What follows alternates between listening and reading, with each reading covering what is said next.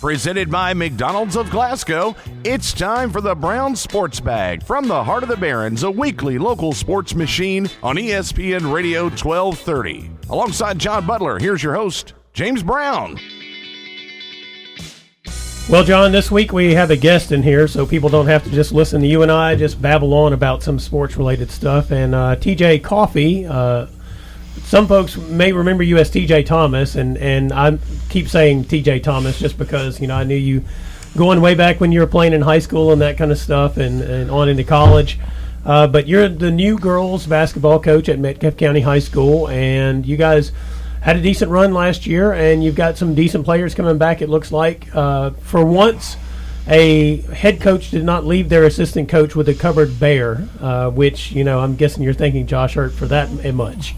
Yeah, Josh Hurt, he's been really good to me the past 5 years.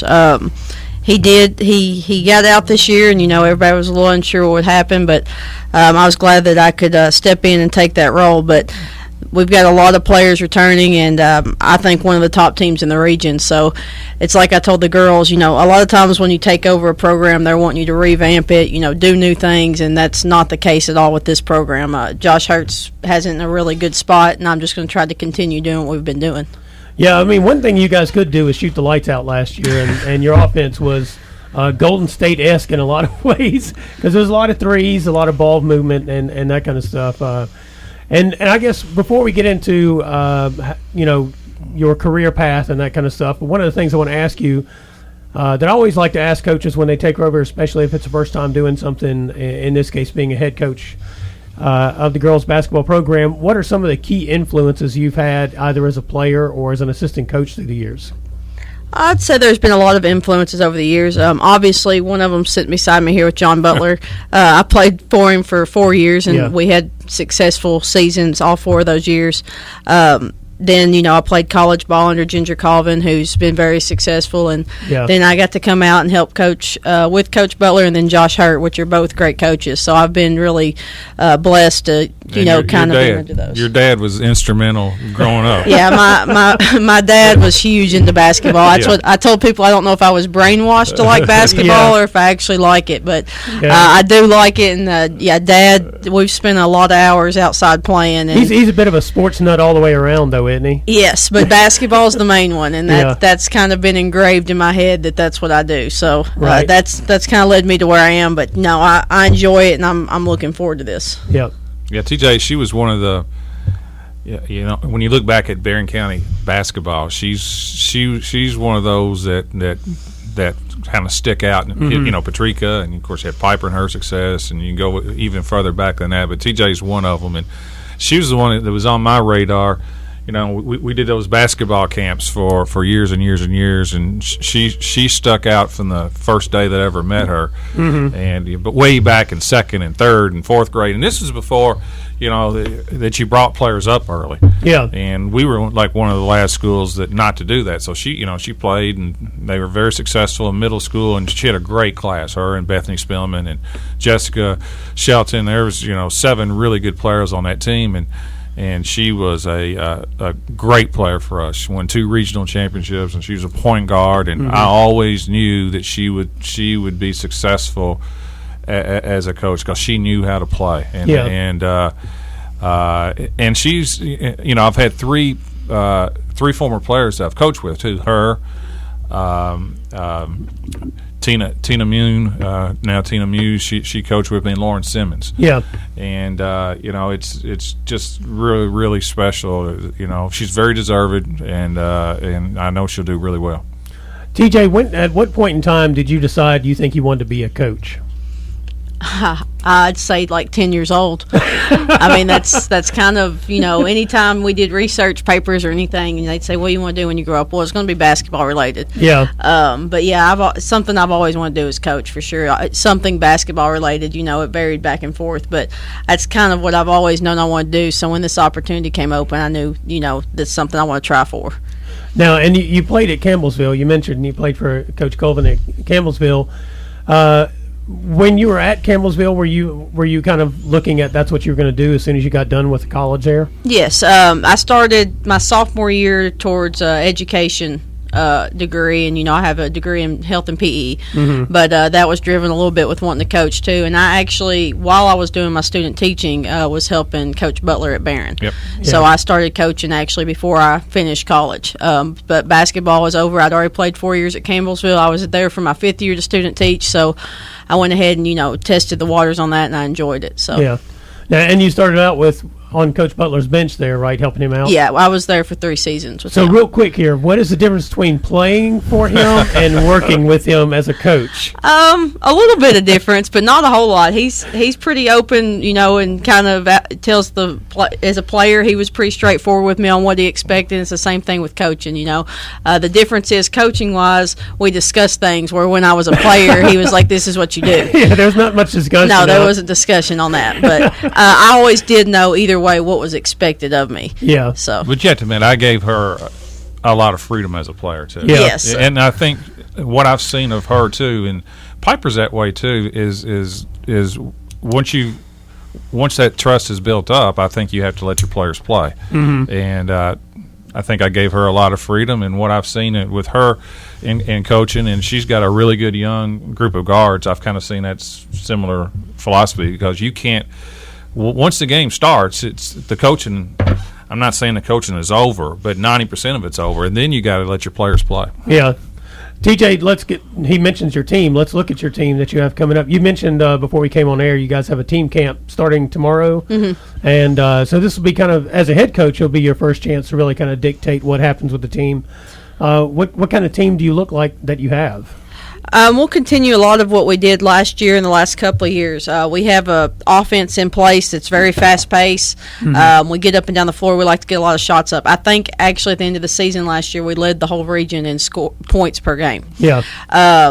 So we'd like to still continue that, get a lot of shots up. We're not very big. I mean, my tallest kid on the floor most of the time is going to be 5'8", 5'9". Outside of that, I've got guards, which is good for me. I like guards. But our post players are quick post players. They're good too. But we've got, a solid group that they've learned the system that Coach Hurt and Dina and I have put into place over the past 4 or 5 years. And, kind of our secondary break, our offense, our defense, they know what's expected, the ones that'll play. And they're kind of trying right now. They're being very patient, but they're teaching the younger ones that are new to this. Right. And that's kind of our struggle in practice right now. But that's what summer ball's for. And tomorrow we'll kind of get to see them get up and down the floor. We'll probably be breathing a little heavy, but it's summer ball. That's okay. But we can kind of see, what style of play, if we want to continue that or tweak anything. I mean, what kind of style of play do you prefer? I like fast pace. I don't like walking the ball up the floor. And for us, you weren't that kind of player. I anyway, wasn't. Right? So this group fits in perfect with me because we don't have the size to walk the ball up the floor and to call a play and somebody post up. We don't have that post player. Right. But we do have a couple of freshmen, sophomores, juniors, seniors, a little 8th grader that are quick. They're all quick, fast players, and they can all handle the ball. So when we get a rebound, we want to go with it. And that's what we're doing for the most part. Primary break, secondary break. I don't want to. All of our plays come off of that. We don't really want to run a lot of, okay, let's stop, everybody get in your spot. We don't like that. We want to get up and down the floor, and before you get turned around, we've scored. Yeah, it's kind of how we'd like to play. Now, do you consider yourself an impatient kind of person? I'm very impatient. I can imagine that. But how do you kind of contain that particular aspect of your personality as a coach, though? Because, you're talking about younger players and trying to teach them. And well, whatnot. that's Leslie London's actually one of my assistants right now, and she's coached our middle school program at Metcalfe for a while. And she's a lot more patient than I am. And she's used to working with those younger ones, and a lot of the younger ones are her middle school players that practice with our varsity. We practice 7th grade through seniors all together. So it does help with building the program because they learn it early, and by the time that they're actually in high school, they know it. But Leslie London's a lot more patient than I am, so sometimes she takes the younger ones while I take the older ones and that sort of thing.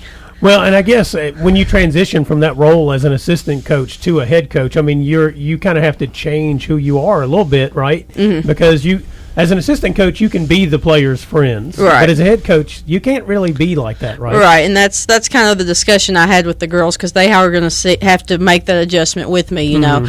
But so far, it's went really well. I feel like they've came in and they've worked hard for me, and it's not been any issues at all. And I think that they're as ready for this as I am, you know, and they expect big things this season. Yeah. Yeah, I think her patience, you know, I saw her patience get better just the 3 years that she was my assistant. And I told her that one of the first things that I don't know if she remembers this or not, but one of the things I told her is sometimes it's hard for a really, really good player, and she was a really, really good player. Yeah.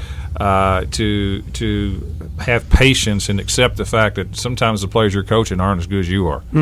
And you may see and I was a good player. I wasn't at the level she was in terms of college basketball, but I thought I was a pretty good player, and I could oftentimes see a play two passes away. Right. I could see that. She was like that as well. And so sometimes it's harder for players who have been there and to succeed to handle, you know, like, why can't you see that pass? Everybody else, you know, I can see it. Why can't you see it? And she is, you know, much, much better.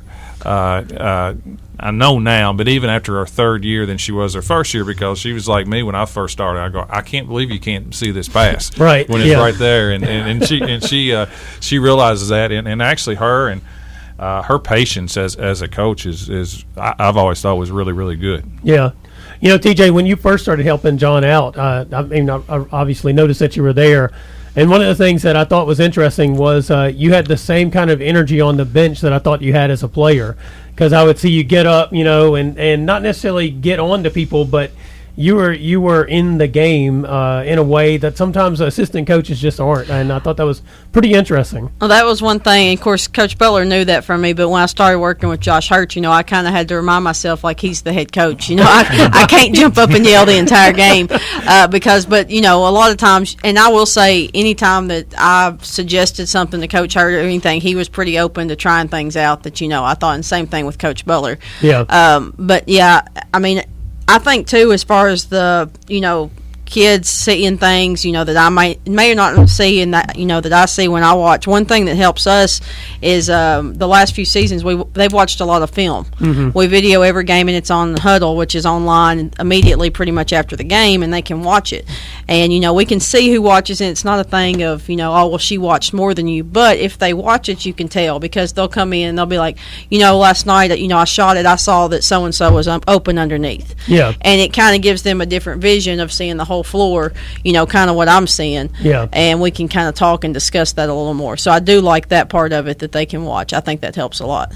Yeah, it gives them kind of a three-dimensional understanding of the game differently than just how they're seeing it when they're playing it, right? Which I think that kind of stuff is pretty fantastic. I'm glad people have adopted using that. A lot of players, it may surprise you, but a lot of players won't watch a game on television. Yeah. Or if they go to a game, they're on their phone. But they may watch themselves play. Right. And I can even put notes on there too, you know, of like, hey, this shot was okay, but you know, I can circle the big post player standing wide open underneath. It may have been a better option. But they don't see that stuff, you know, a lot of times. It's not that they're being selfish. I think my players are all very unselfish with how they play, but you know, they just don't see it. But when they watch it, you know, they become aware of a lot of that stuff. Yeah. No, you said it also at the start that I think the good news for her is that she's got good guards coming back. I'll just say that, and they're young guards, and they're young guards who have experience. That's even better, right? And you can win in basketball with guards. And I'll be honest with you, there's not a ton of teams that've got them. And that's going to be a huge advantage for them this year. It's also why Barron will be good again this year. I mean, they lose some really good players, but they got two good guards back, and they're going to be good. Yeah, I think she's going to be good for at least the next 3 or 4 years just because of her guards, and she will do a good job of coaching them up. And you can't win without them. Yeah, and they give you a chance to win. Now, listen, the great teams have both. And she'll have to develop an inside presence somewhere, and because they lose the Harbison girl, and she was really good this year for you. She had a great year. She had a great year, and that's coming off Mackenzie Coleman too. Yeah. But now they have the guards, and so they'll have to develop a presence inside because they're going to miss some shots, so you're going to have to get some rebounds. But she'll figure it out, and I think they'll be one of the better teams in the next 3 or 4 years. I really believe that. Well, and your district is going to be kind of interesting because Russell County's been good, but their point guard was hurt, but they lose just about everything that was left over from their regional title run. They'll have 1 or 2 players back. I mean, otherwise they're going to be a completely different team. And then Cumberland and Clinton have struggled in recent years. So, I mean, the door is pretty much open for you guys to have a great year as long as you guys stay healthy. Yeah, I mean, we return, he was talking about our guards. J.C. Harper, Braylon Davis will both be sophomores. They both started for us and played big minutes last year, started at least some games. Cassidy London will be in 8th grade. She played minutes, on our Class A state tournament team and had some great games there.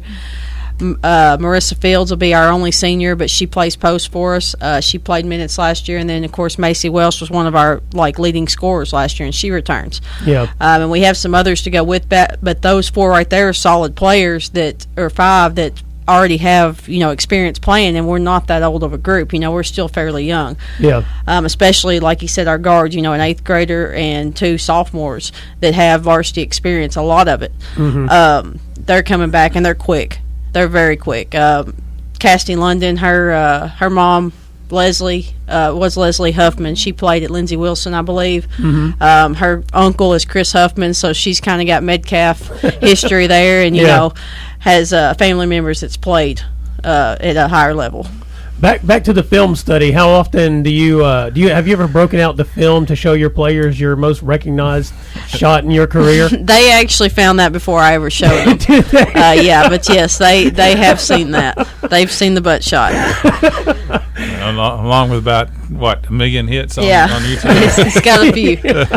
Yeah, that's what I was telling somebody about it earlier today. I was telling Taylor Davis about it earlier today, and I told her, I said, it has the kind of name that people find by accident, and they're like, well, this is about basketball, Yeah. what I mean? But I guess there's a message in that's beyond just the notoriety of the shot itself. I mean, it's basically that the game's never over no matter what happens, right? That's right, and it's very important to know how much time's on the clock. Yeah, no matter where you are. Yeah, no matter. Well, is there anything else you would like to mention to us, TJ, about your When's your little girls camp? Our little girls camp, if anybody's interested, it's for girls going into 1st grade through 9th grade. That will start next Monday, the 10th, and that's from 12 to 3 in the afternoon. It's $25. They get a T-shirt, come have some fun. We'll play a little basketball, and we'll have some fun too, so they usually enjoy it. Who's all at your team camp, and how long does that run? We're just having 3 teams come tomorrow. Edmonson County, Clinton County, Cumberland County are coming tomorrow to play. We're just going to kind of scrimmage a little bit, and then we will be Thursday and Friday at Russell County to play some games, and then we'll be at Glasgow's team camp on I believe it's the 17th and 18th, and we'll play there. Well, good. You guys get in a little action before you have to take a couple of weeks off. Huh? Yeah. Well, TJ, I want to thank you and congratulations on getting the job. I'm looking forward to watching you as a head coach. I've always enjoyed watching you as a player. I always loved your tenacity as a player, no matter what the sport was, for that matter. I mean, down to golf, and your time there as an assistant coach and all. I thought you did a really good job. All right, thank you. Thank you. Well, this has been TJ Thomas with us here on the Brown Sports Bag, brought to you by McDonald's of Glasgow. We'll be right back. Presented by McDonald's of Glasgow, it's back to the studio with James and John, the Brown Sports Bag on ESPN Radio 1230.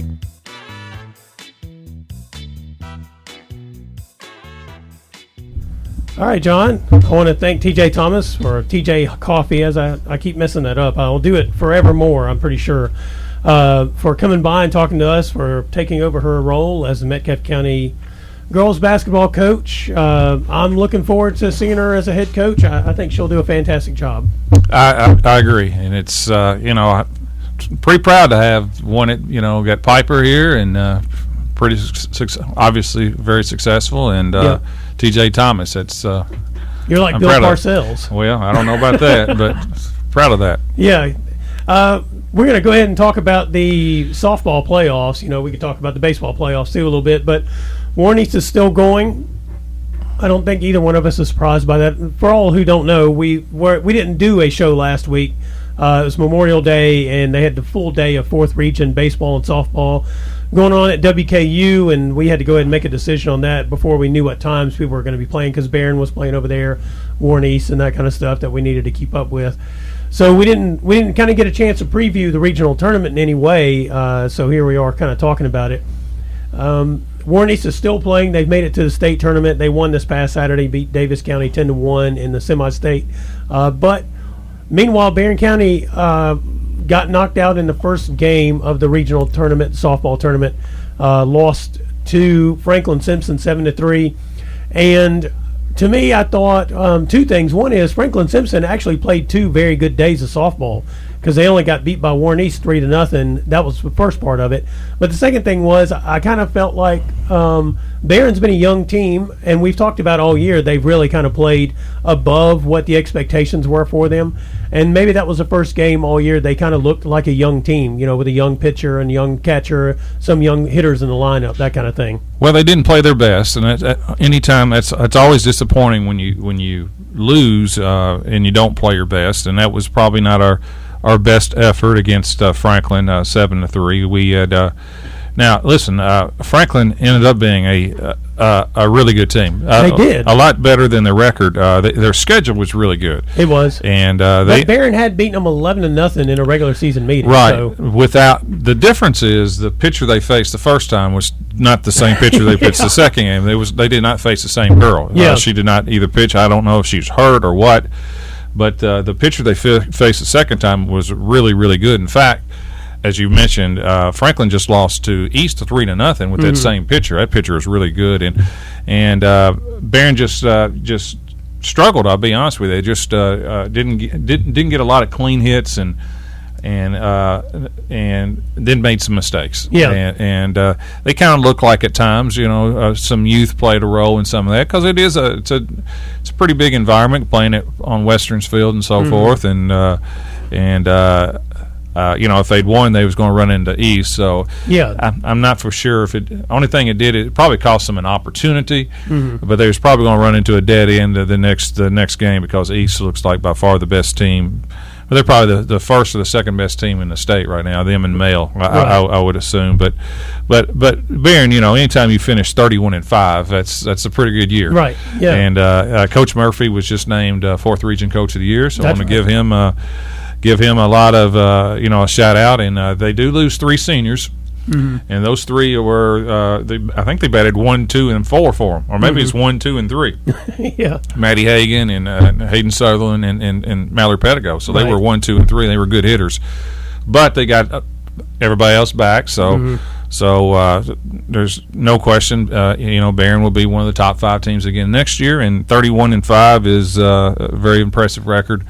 Came up, a little short in the regional tournament, but nevertheless, they were district champions. I think it's only the 4th time in our history we've, Allen's had like a hammerlock on it. So I think it's our 4th district title. So all in all, I think if you asked Coach Murphy before the year, would you take 31-5 in a district championship, I think he'd say yes.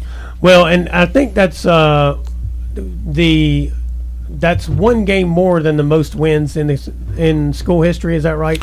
I think they had won 30 games once before. I'm not for sure. But it's a lot of wins. Yeah, I mean it's. I think percentage-wise, it's the best season they'd ever had, and like you said, I mean it's not something to be down about just because it didn't quite go the way you wanted it to, and as you pointed out, they'll bring back everybody except for those 3 players. Most importantly, as we've talked about before in softball and baseball, pitcher catcher, especially in softball, pitcher catcher combo is like the key, and they were both freshmen. So that's going to be critical for next year, and they've gotten to have this experience, even though the season ended in a disappointing way for them. They've gotten to have an experience that they can build upon. No question about it, and I think that was the biggest surprise of the year was the pitching, and Lily Brody, she ended up her ERA was under 2. struck out 215, only walked 41. Yeah. That's quite impressive. Yeah. And she looks like the type that will get better, too. Mm-hmm. She's got the physical presence where as she gets older, I think she'll throw harder, mm-hmm. and her off speed, and that's going to be the key. That takes you to a different level if you develop better off speed pitches and so forth. And they're going to probably have to develop another pitcher because I think it's hard to rely on one pitcher mm-hmm. For the entire year. I think in today's game, I think it's if you can have a really good go-to another pitcher, I think that'll probably help out. And I don't know what Barron has coming, but if they can develop a number two to relieve some of that burden and keep your pitcher fresh, I think that will help as well. Yeah. Now, real quick, the format for the state tournament is different this year. They went to a semi-state sectional kind of play-in game, sort of like baseball has done off and on in the past and back to again this year as well. And then the state tournament itself is a single elimination instead of basically all weekend long in Owensboro. That's the biggest change. Yeah.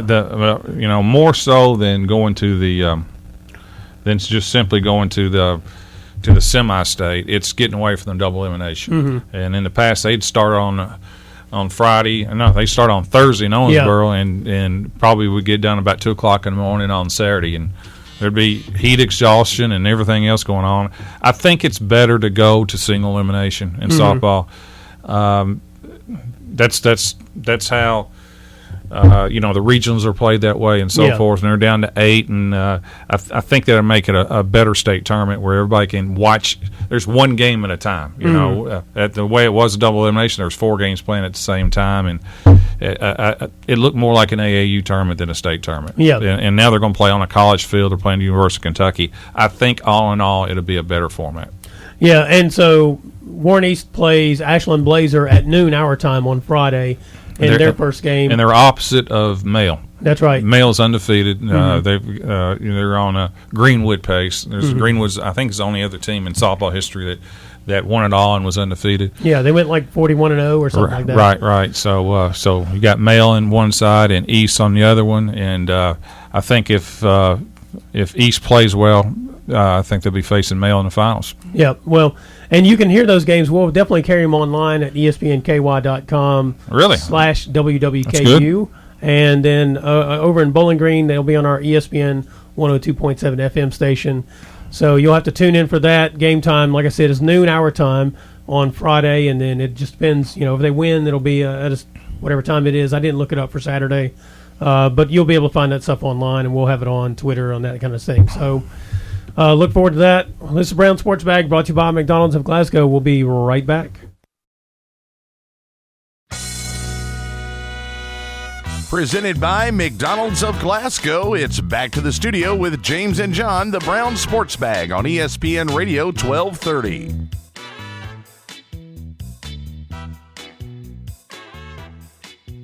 Well, John, Christmas came early for Louisville men's basketball and the Hilltoppers because some key players, Jordan Wara for Louisville and Charles Bassey for WKU, decided they would not stay in the NBA draft. Probably best decision for both of them, maybe, because I don't think either one was clearly ready to be in the NBA yet.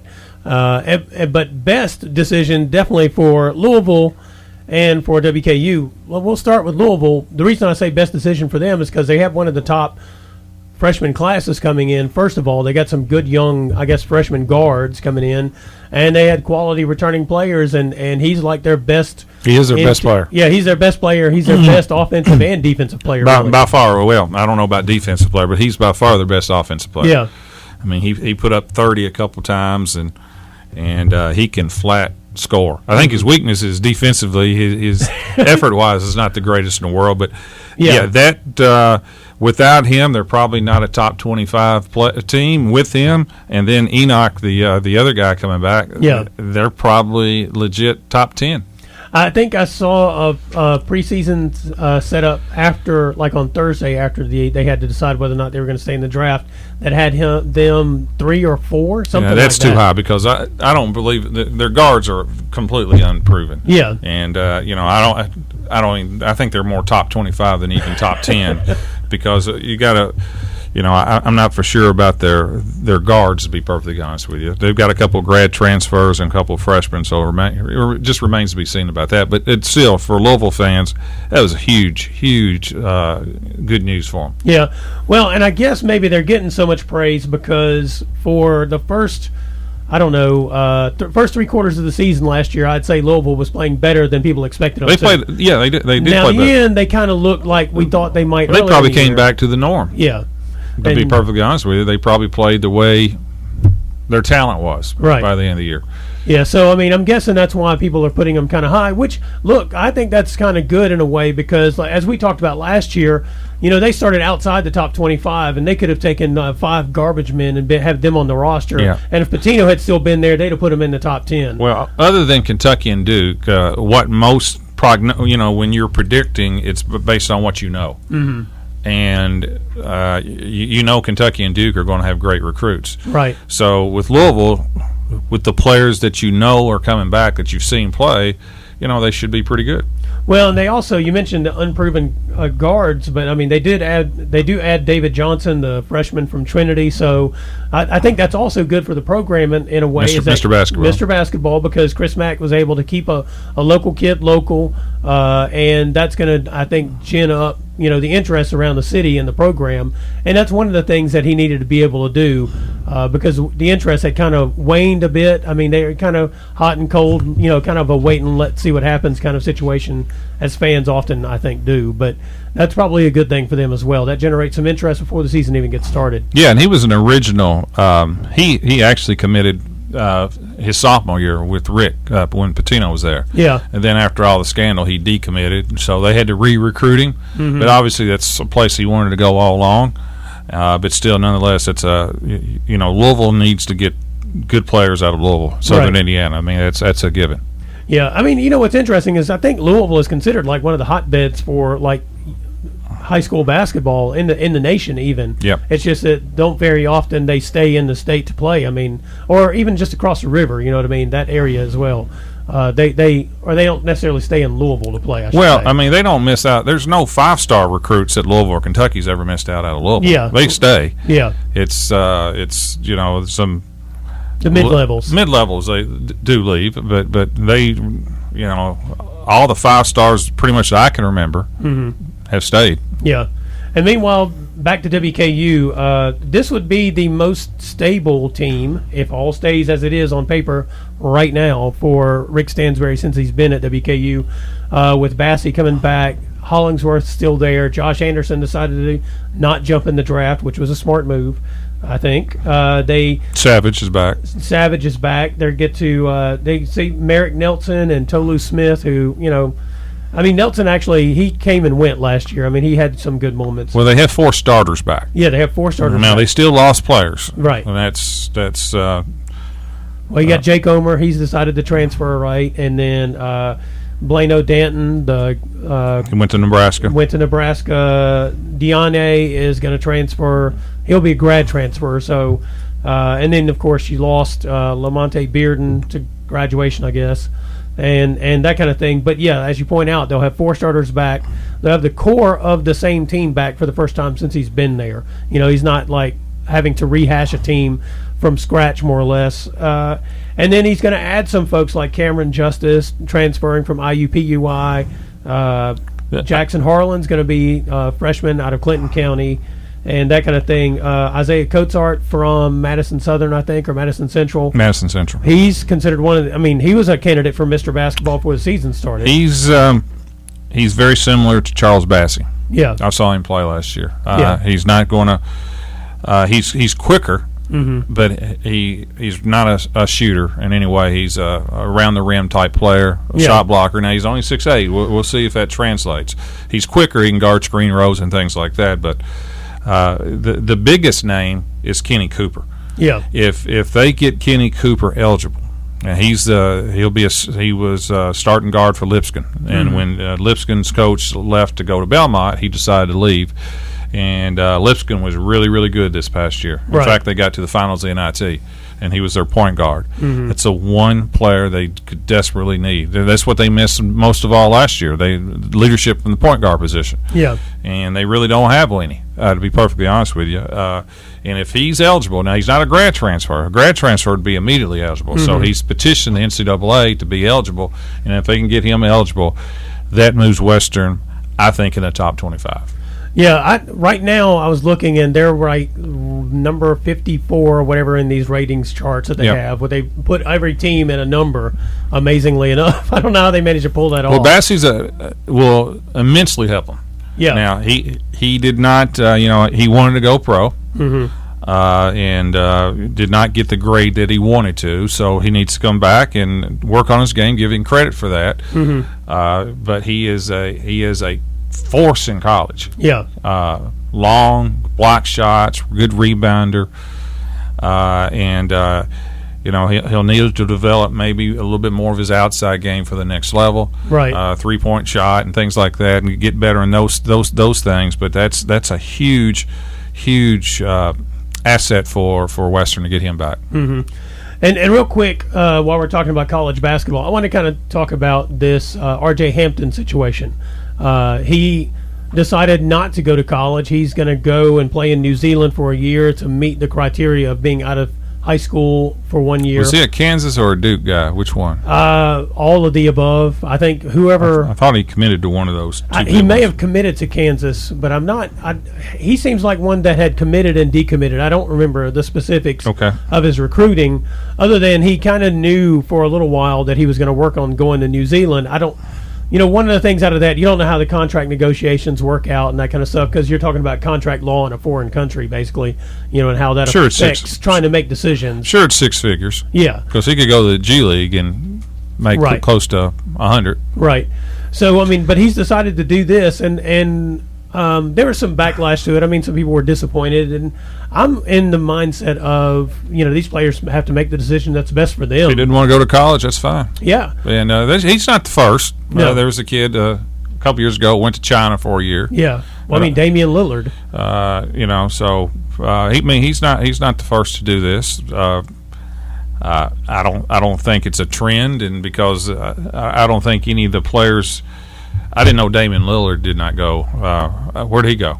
I don't remember. He went and played in Europe for Greece maybe for a year. Okay, I did not know that. But most of the time it has not been the greatest of experience, to be honest with you. It's tough to be 18 in a foreign nation. Right. That's really tough. You can give people all the money in the world. That's not easy when you're 18. Right. And you can't speak the language and things like that. In New Zealand, he'll be able to speak the he'll be. We'll see if he can understand them. He's playing in the Australian League. Yeah. That's what he's doing. I still think the best experience to get you ready for the pros is college basketball, because you get the best coaching and things like that. But if you don't want to go, I do it. I will say this: if you're not interested in college, then I'm happy he's not taking somebody else's scholarship. Yeah, see, I'm fine with that too. I would say this: he's the most high-profile player to make this choice, as far as like recruiting level and that kind of stuff. And it did make me wonder, though, if we will. You say you don't think it'll be a trend. Don't think so. But I do wonder if there. Because the one and done's coming anyway. Yeah, well, I imagine it's about done. The one and done's about done. But I do. There changes I think are coming off of these FBI investigations in this federal court case, in the sense that people can now evaluate whether or not it's worth going through all that. And not I just mean like the whole recruiting process and the money, and that kind of thing. If they can just go and get the money legitimately for a year or so before, or if they just wipe out the one and done, which is probably going to be the best thing to do. I know there would be college basketball fans that would be unhappy with that choice. They're going to go one and done. And what it's going to create a pool though of players who think they're good enough and they're not going to get drafted. And then what are they going to do? And that's part of the thing. They have to figure out how to write those rules. So go to New Zealand, I guess. Yeah. But I just don't. I don't think this is something that most kids are interested in. Yeah. I really don't. Because you can get close to 100,000 right now by going to the G League, and I just don't see players interested in playing in New Zealand or China or Israel at that age. I don't. Yeah. I do wonder, going back to this one and done and whether or not they eliminate the one and done, to your point about players getting in the draft at 17, 18, 19 years old and foregoing college, but then they don't get drafted or get drafted in a spot that guarantees them money. I think there has to be an avenue for them to figure out how to play in college after that, but not go immediately back in the draft. Well, then it's up to college if they want to. It doesn't have to be. I mean, you could just say, hey, if you sign with an agent, that's I would say the agent thing is going to be the catch-22. I'm just not into, you want to do what's right for them but you can't give them every choice. Okay, you can go pro. Okay, if you don't make it in pro, then you can come to college. Yeah. I mean, after a while, if you're going to give them the freedom to go pro, let them go. And if it doesn't work out, I would say that's you got the military, you got there's other options, but you can't. I'm just not into giving you every option available. Yeah, I would say that if you sign a contract or you get an agent, then you've foregone that other option. But if you do, like these guys who are deciding whether or not to stay in the draft, even post-draft, as long as you've never set foot on a college campus, that's fine. Maybe you have an option to then go to college if you didn't get drafted. Or you didn't get drafted in the slot where you wanted to be drafted, and you decide, hey, I want to go. I mean, because to your point, they could still go play in New Zealand or G League or wherever, but it would seem like it'd be better if they do have more options. I think it'd be better for college basketball if they have those options, because otherwise college basketball is going to miss out on a lot of players who maybe should be in college, and you might want to watch them play. Maybe. I mean, I look at it both ways. I can also see a guy that's busted his butt for 3 years waiting for his time, and now he thinks he has his time, and all of a sudden July, a guy that you saved one scholarship who didn't make the pros comes in and takes it from him. Yeah, well, those guys are already getting axed anyway. That's why there's transfer portal. I just think, they're getting axed by the one and dones as it is, John.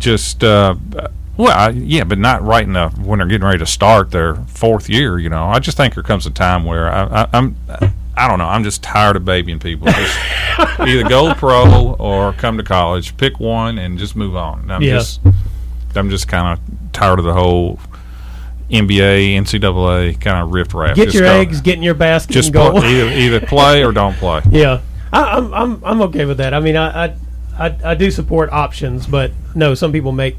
I do support options, and as the federal trial has proven, I mean, college basketball we knew was dirty, but it's been exposed in a lot of ways that we probably weren't aware of. The shoe companies and that kind of stuff. Yeah, oftentimes the kids don't get the money. Right. So they're getting cheated anyway in this whole They need to look at their parents. Well, that's who I'd be mad at. That's right. Uncles, whatnot. Yeah, I mean, what? Where's my 100,000? Yeah, that's right. Well, this is Brown Sports Bag, brought to you by McDonald's of Glasgow. We'll be right back.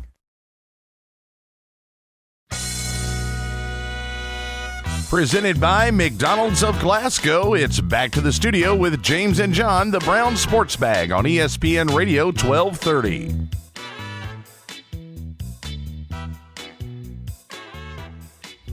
Well, John, because we didn't have a show last week, the last time we talked about the NBA, the Milwaukee Bucks were up 2-0 on the Toronto Raptors, and the Raptors looked like they had no answers for Giannis or the rest of the Bucks. And then they ran off four straight to get into the NBA Finals. And everybody learned that the Greek Freak does not have a jump shot. Yeah, well, amazingly, it took them, all those games to figure it out. I think the thing is that Philadelphia tried to not.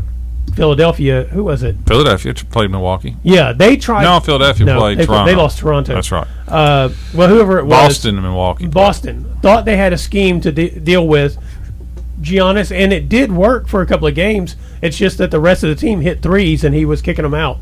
Toronto just plays better defense. They're longer than Boston. Yeah, they're longer. They play better defense. Mm-hmm. You watch them with, just the first two games against the Warriors. Even though they lost game 2, they're very good at closing out on shooters and that kind of stuff. Have you liked the NBA playoffs? What would you, on one scale of 1 to 10, where do you put it in terms of interest and drama? I would put it this way. I did enjoy the Raptors-Bucks series. Okay. I enjoyed most of the Philadelphia-Toronto series. I enjoyed the Portland series before they got swept by the Warriors. Portland and Denver. I thought that was a good series because I thought the two teams played good basketball overall. And actually, I think I like this final series. The problem is that the Warriors just make things difficult. Well, the problem that I've had is there's too many days and gaps in between games. I do not like the way it's formatted. I can't the games stand themselves, it because the NBA it's either however you like to look at it, it's either the best or the worst in terms of if they don't play, all it is drama. Oh yeah, it's they talk more about who's going where next year than the games and so forth. Yeah, and every game is elevated to massive importance. Like Toronto beat Golden State the first game, so they're just going to sweep the series. Yeah, it's 2 days of people talking about it in a way that makes they have no idea. That's exactly right. So it's gotten to be so long and drawn out. I will say I'm happy. The one thing that with Golden State that they are more enjoyable now than they were because Draymond Green is playing great and acting really good on the floor. Yeah, he knows it's important for him to play well and be on the floor, and you can tell. Yeah, and he had a moment where I think either his mother or grandmother just told him, said, "Listen, your play is suffering because of how you're acting." And he hadn't got a technical sense, I believe, and he's a great player. Yeah. If you just watch him, he does so many things. Mm-hmm. But his actions were distracting from his play for the last basically 2 years. Mm-hmm. So that part I'm happy with. But boy, I tell you what, Golden State is banged up big time.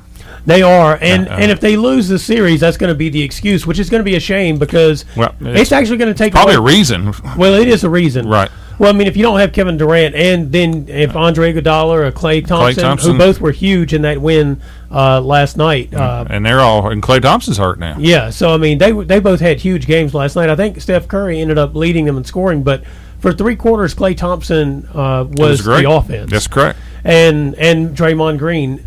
But here's the thing about watching that series that I do like. What I do like about the 2 teams that are on the floor right now for those 2 teams is you have star players who play with their teammates. That's true. And you notice the referees have not been talked about in the last couple of weeks. That's good. Yeah. Well, and a lot of that I think has to do just because of the way these teams play. They don't put it on the referees to make a call or not. Golden State used to. They did. But they haven't. I really think Draymond Green. Yeah. Kevin Durant's not whining. He's not playing. Yeah. And Leonard never even talks. So you get that with Toronto, and that makes it a little bit more enjoyable to watch when you don't see the players whining and so forth. I do agree. If the structure of the playoffs was a little bit better, I think it would create a little bit more interest too. Yeah, in the games themselves. Right. They took 11 days off. I think Golden State didn't play for 11 days after. Which is probably showed in Game 1. Right. And I understand TV and all that stuff. You have to, the TV, the networks have to have, when they're going to play and so forth. But it does kind of, I think, take away a little bit from the interest. Yeah. The contrast to me between Game 1 and Game 2, and I'm no expert on anything, but it seemed to me obvious that the Warriors had not played for 11 days because they did not close out on defense. They didn't challenge shooters. Yeah, they looked slow, didn't they? They did. Yep. And and not just slow. They waited to see if somebody could make a shot before they decided to defend them. And Game 2, the sense of urgency was different. And still, the Raptors had a chance to win that game. They certainly did. But suddenly, I thought they looked a little bit fatigued at the end of that game, like they had to actually play a series prior to this one. Yeah, they had Golden State on the ropes in the last 6 minutes, and they couldn't. They kind of went back to the old Raptors. They did. Not really willing to take I thought Kawhi took a really bad shot where he got a good fake and then shot the 3 anyway. He probably should have just played the way he'd been playing. Right. And they kind of played tight, and that kind of stuff. And Golden State didn't. Yeah, they played like they were supposed to be there. Andre Iguodala off of just a crazy scramble play. He ends up with the three-point shot. The play of the game was Livingston, who when Curry made a horrible pass. Yes. And it looked like Leonard was going to take it and go in and score. And you teach players all the time to meet the pass. Livingston just goes and gets it right before Leonard gets it, then throws it to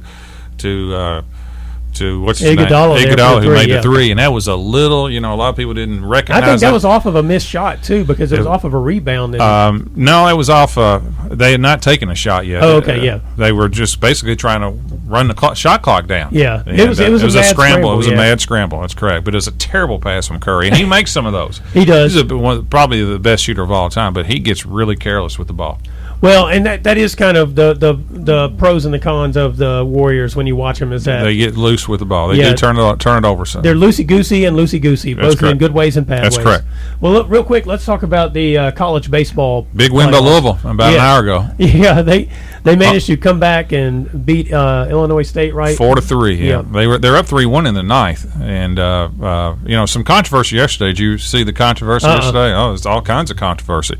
Well, they had to win 3 straight because they lost their second game, and against Indiana, they were up in the ninth inning, and they had their number one closer in with runners everywhere on, and he looked like he struck out the guy. Yeah, and the closer said you could just read his mouth. He said that's horrible, and the umpire threw him out. Oh, really? And he's got to sit out 4 games for saying that's horrible. and I think the umpire has taken a lot of criticism for. What do you think? Is that rightfully so? Probably should have given him a warning. Yeah. In the heat of the moment, 2 outs in the ninth, and he says, he just mouths. You could see him go, "That's horrible." Probably a warning because it's a 4 games for a reliever is big. Yeah. And so Louisville had to bring in it was 3 and that made it a 3-2 count. So they had to bring in another pitcher in, and the pitcher struck the guy out on a horrible call. The ball basically bounced up there, and that same umpire called him out, and then Indiana just swarmed that umpire. But a little controversy. Action up on the river, huh? So Louisville's in the section. It was in the Super Regionals. They'll play Friday or Saturday. But that key reliever is going to be out 2 more games. Is that right? Mm-hmm. Well, yeah, Louisville got the win there.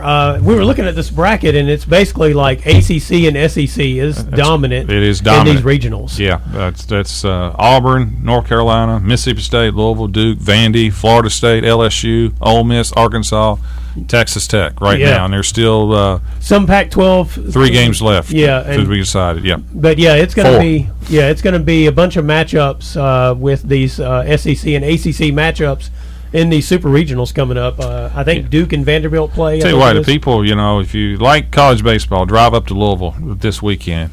Tickets are available, and it's a great atmosphere. There was a debate on Twitter over the weekend about which is better, college sports or pro sports, and my thought is this. I mean, to me, at least when it comes to college baseball, college softball, and even college basketball, men's and women's to some degree, there's still a lot of the love of the game emotion in what you see and how college players play versus what you see in the pros. Right. But I wouldn't necessarily say the quality of the sports at the college level are always better. Well, it shouldn't be. Yeah, because the people who are in the pros were in the pros for a reason. They're the best of the best. Correct. But sometimes I think if you enjoy the emotion of the games, then college sports is often better. Well, some people would rather go watch a high school game. Yeah, for that same reason, really. That same reason. Because you feel like it's cleaner. The people you're watching are the ones you know. That's correct. And they care about. They're playing because they want to be out there. And sometimes people are more closely tied to their community, to their high school, to their college than maybe this pro team. Yeah. Well, and if you live like where we live, you've got some choices for pro teams, but there are no just native pro teams here. It's not like we live in Pittsburgh or Cleveland or Cincinnati or whatever. We have to adopt a team like the Tennessee Titans or the Predators or the Braves or the Reds or Cardinals. Or whatever, that kind of thing, I think, which makes a difference as well. Right. But, if you've never been to the regional or super regional, it's pretty neat. Yeah. It's fun, and the place where Louisville plays is really a neat place. Yeah, they got the field right there down by the railroad tracks. Right across from Papa John's, from Churchill Downs. It's all right there. On a good day, you can watch them hit it out there and see if they can hit the train as it goes by. That's correct. Well, this is Brown Sports Bag brought to you by McDonald's of Glasgow. I want to thank TJ Coffey once again for coming by and talking to us. We'll be back next Monday at 4 o'clock. Thanks for listening, and be sure and join James and John once again next Monday at 4 for the Brown Sports Bag, a local weekly sports machine presented by McDonald's of Glasgow. This is WCDS Glasgow, ESPN Radio 1230, your total sports leader.